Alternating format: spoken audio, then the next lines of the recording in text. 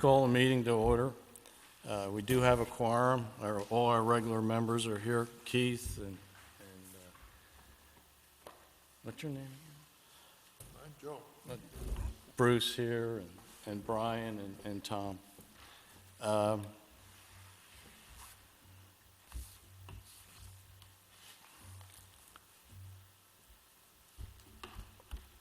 So let's start off with number 3, adjustments to the agenda. Does anyone have any adjustments? Not seeing any. I take a motion to approve the agenda as written. I'll make a motion. I'll second it. It's been moved and seconded that we approve the agenda as stated. All those in favor? 5-0-0. Okay, you all should have the planning board minutes from 9/12.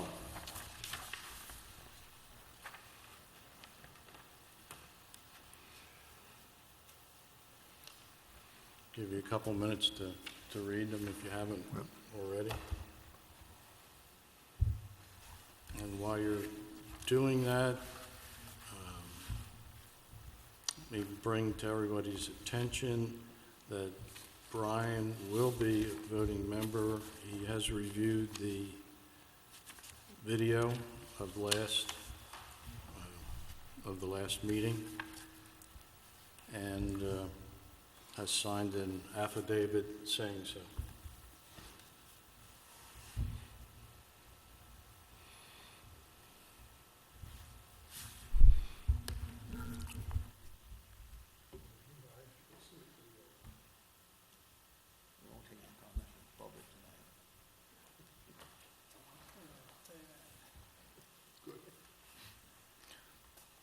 Does anyone have a change to the minutes of the 12th? Okay, not seeing any, then I take a motion to approve the minutes as submitted. So moved. Second. It's been moved and seconded that we approve the minutes of September 12th. All those in favor? 5-0-0. I'm sorry, 4-1-0.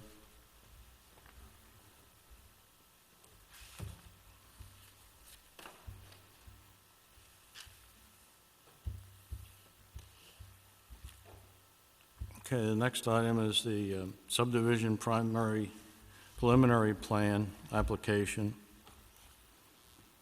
for Christopher and Diane Colby. And all we're going to do tonight is determine if it's complete and the date of the public hearing.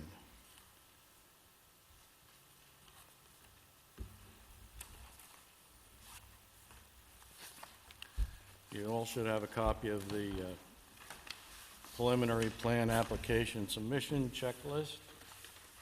We'll go right down those.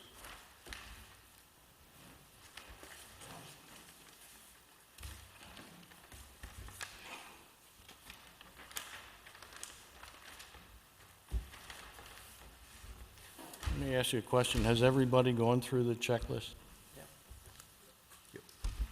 Okay, then there's no sense going down each one. Has anybody found anything that's not on the checklist that would make it incomplete? The only thing we didn't, I don't know about it, it says 10 copies, but we have no idea if it's 10 copies. Yeah, we did get 10 copies.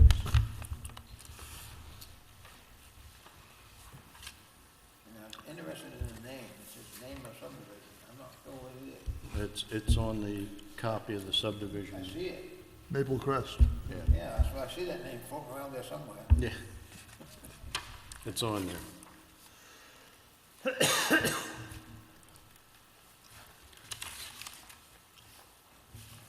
Okay, I guess everyone has a copy of that checklist? Yep. When I went through it, it looked like everything was complete down to C, on the second page, C6B, a map of the test pits, Yeah. which is not applicable in this case. And C6B, test pit analysis, which again would be not applicable. And then it looked like we had everything to C16, which is width and location of any streets or public improvements for open space. And again, that should be not applicable. Right. C17 was. Excuse me, George, what was Go ahead. before C6B? 6B, test pit analysis. Yeah, that was not applicable. I think you mentioned something before that. No, everything down to there Oh, down was, to, okay. was I got you. applicable. Thank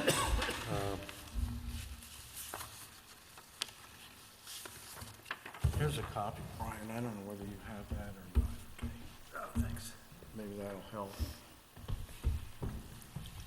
Is C12 applicable?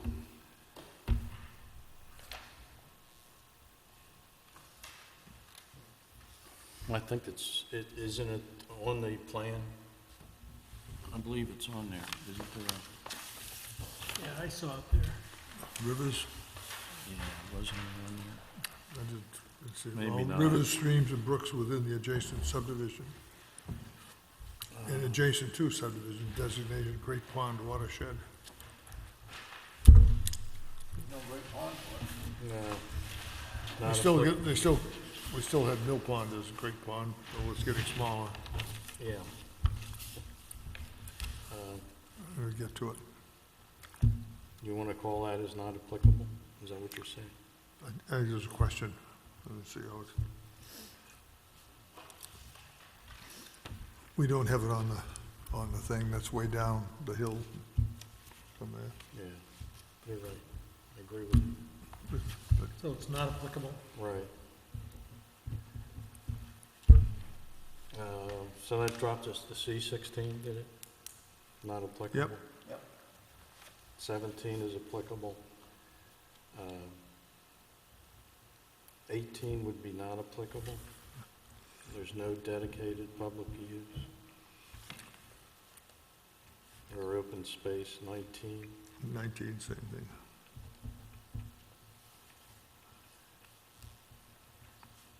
C19 is not applicable? Right. 20 and 21 should be non-applicable also. Hope we don't get a 100-year flood. Yeah, it's not.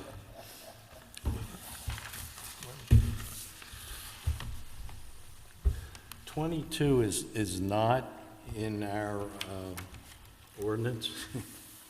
It was omitted from the ordinance. Why, I don't know, but it was.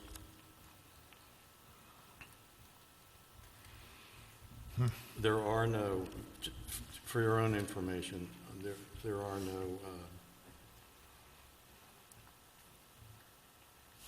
areas to preserve by the MD, IFNW as a significant wildlife. I was able to print that out, and I'll give you all a copy of that, what they consider in that area.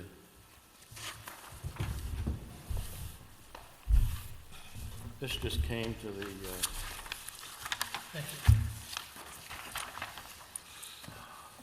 actually, that just came to the comprehensive plan committee, that particular Oh, yeah, map. that's way over here. If you look on the second page, you'll see what they designate as, it's hard to see, but rare and natural locations. How do you rise doing that print? Yeah, it's a little tough. Well, it's one after. But really, C22 is not in our ordinance as of now. So de facto not applicable? Yeah. And then the next one, which is listed as C23, is actually C22, if you look at the ordinance.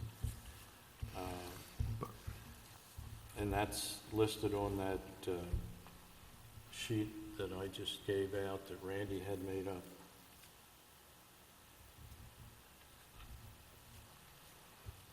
There are no National Register or historic places listed on that, in that area.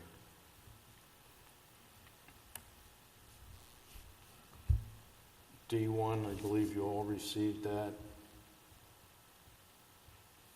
D2, 3A, and D3B.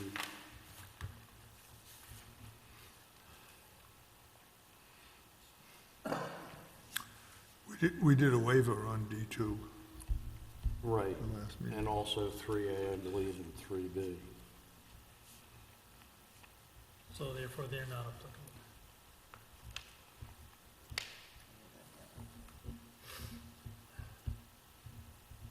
And there was a request for D4 vehicular trip generation rates.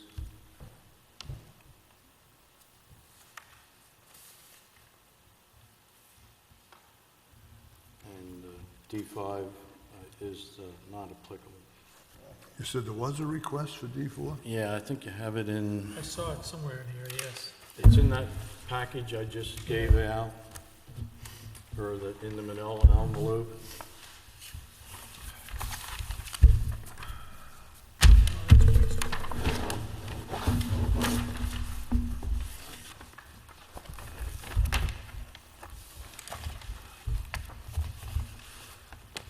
It's 3 lines, looks like this. Yeah, Tom has it. Yeah. Article 62D4, vehicular trips. Right.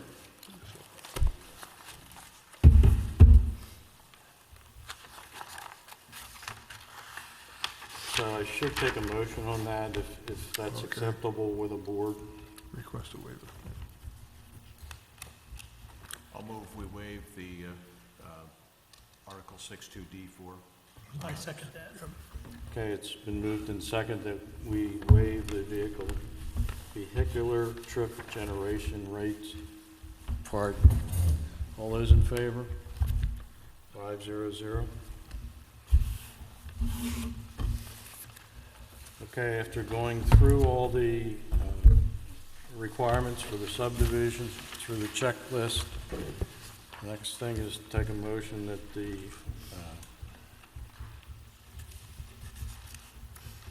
preliminary plan is complete. I move that it's complete. I'll second. Moved and second that the preliminary plan is complete. All those in favor? 500. Next determination is if and when to hold a public hearing. Thought we had to, I didn't know there was an if. It's a little shady in the ordinance. Okay, I move we hold a public hearing. Yeah. Second? Yes. Tom, second. Okay. All those in favor? 500. The meeting will be a regular meeting on the 17th of October. And that's actually the third Monday in October because of the holiday being Columbus Day. And we'll also do the preliminary plan at that time, whether that's complete, and but if we can move on to the final plan.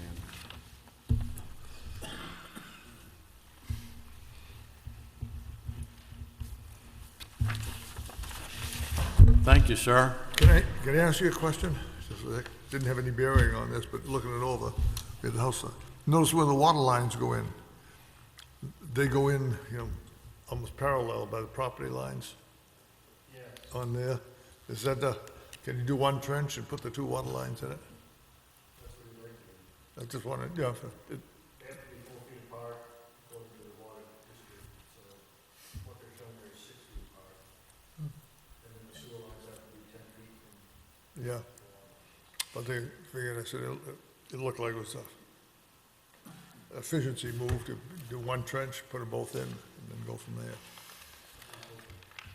And the houses were just put on there as, hey, that's a place to put them, right?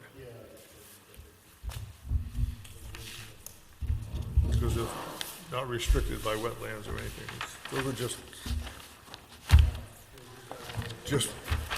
just curiosity questions. Thanks, Darrell.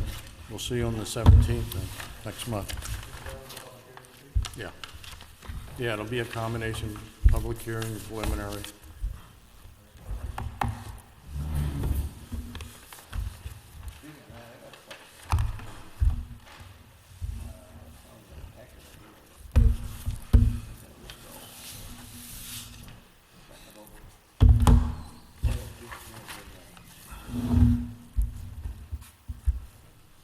Okay, next thing is, on the agenda is discussion on the R1 land use ordinance zoning and the map. I think I gave everyone that last week. Yes. Yep. Did anybody have any questions or comments, or should we go ahead with that, or you don't want to go ahead with it, or?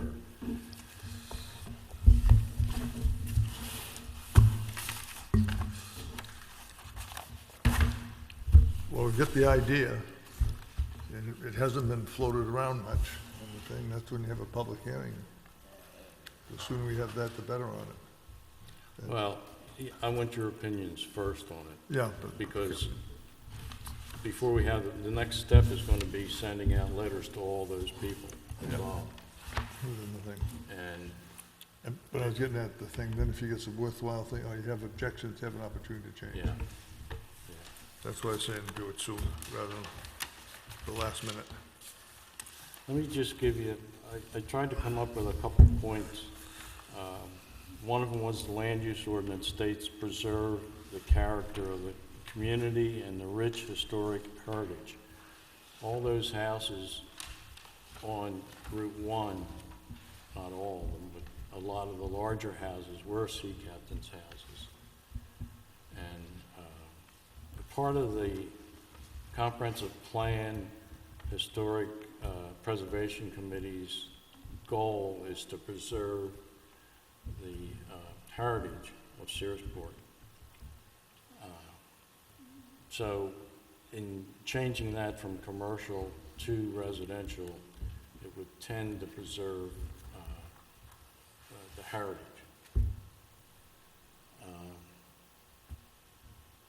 It would also reduce, I know Brian was concerned about the buffering with commercial and residential. If somebody, the way it is now, could build a commercial place in the middle of any one of those, in the middle of that zone, or a third of the zone, and it would increase the amount of buffering needed then. Not just on the ends of the zone, it would be on the ends of that commercial place. Also possibly decrease the property value by having a commercial entity next to a residential. Decrease the property value of that next to residential house. Some of those houses are already on the National Register, and obviously A.B. Nichols is one of them. There's about 3 of them up in that area, just this side of Norris Street. And that is the East Historic District in Searsport. It's already been designated on the National Register as being that. Is that what it's called, the East Historical District? Yes, it is, yeah. Thank you.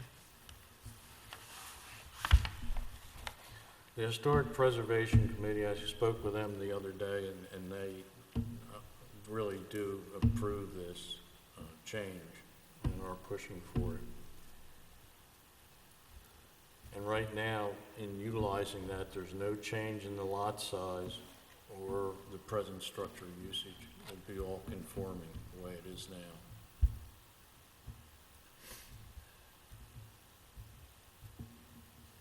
So I guess that's all I have to say. Anybody wants to bring anything else up that I think it makes good sense. We sort of already have it as an ad hoc thing going on, so to sort of codify it with the zone change reinforces it. And I'm sure get more feedback about it than anybody, or you and Bruce did when Bruce was chair. I think the people in that area, for the most part, probably would be accepting of the change. I don't think they'd be against it. I mean, there's an ongoing concern, I know, in town, at least in this area, about property values. And sort of what we do is to try to protect who's here and the property values any way we can, without inhibiting other things that go on in town. It just seems sort of a simple change that makes imminent sense to me. The call I had the other day was from a person that wanted to build another house. They have an acre property, and they wanted to split it in half and build another house, a smaller house for themselves. They didn't even realize it was in the commercial zone. They thought it was in a residential zone. The surveyor, I guess he wasn't a surveyor, and that architect that was going to draw up the plan said, do you realize that you're in the commercial zone? You may not be allowed to build a house, a residence. And they said no, and they were immediately on the phone to me and said, what's going on? Can I build a house, or not? So, yeah.